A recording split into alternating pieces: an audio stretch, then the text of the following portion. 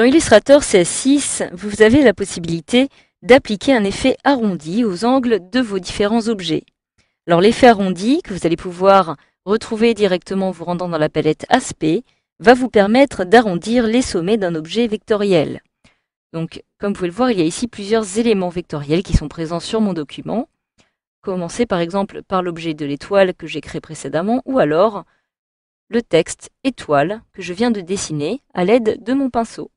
Donc maintenant, admettons que je souhaite arrondir certains éléments, par exemple du mot étoile, par exemple, en particulier pour le L ou encore pour le E, donc tous les angles qui apparaissent ici. Donc pour ce faire, je vais dans un premier temps sélectionner, à l'aide de la flèche noire par exemple, les éléments que je souhaite modifier. Donc automatiquement, mon panneau aspect vient de changer, et j'ai ici tous les éléments qui composent ce panneau qui apparaissent ici. Alors si maintenant je souhaite accéder à l'outil arrondi, pour accéder à cet effet, je peux cliquer sur Ajouter un effet. Une fois ici, je vais maintenant retrouver dans Spécial différents effets que je vais pouvoir utiliser comme l'outil arrondi. Je clique alors dessus et automatiquement, à l'aide de cette petite fenêtre, je vais pouvoir modifier les différents angles de mon document de façon à pouvoir appliquer des arrondis. Donc, je vous conseille de cocher la petite case aperçue qui apparaît ici afin d'avoir une vision de ce que cela va pouvoir donner. Donc, si je pars de 0,004 mm, c'est la valeur la plus basse et déjà j'ai du résultat qui apparaît. Donc comme vous pouvez le voir, le T ici a déjà été modifié. Donc ce qui est bien, c'est que vous allez en fait avoir le tracé original qui va toujours apparaître. Donc je vais pouvoir voir ici le tracé de mon T tel qu'il était avant, et au fur et à mesure que je vais augmenter le rayon de l'arrondi, eh bien je vais pouvoir voir la différence.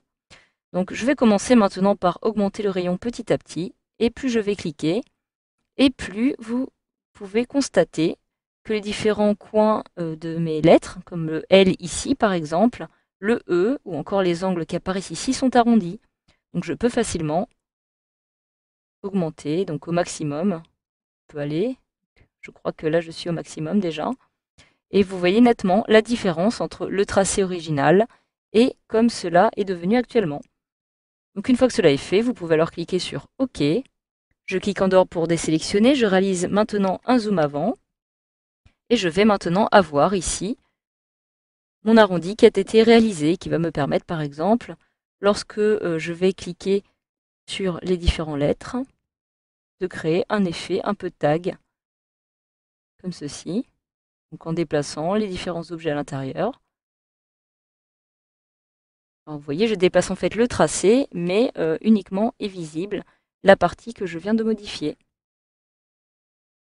Voilà, je vais décider par exemple de superposer le L par-dessus, le L qui est totalement arrondi maintenant, et la dernière lettre, ici, le E.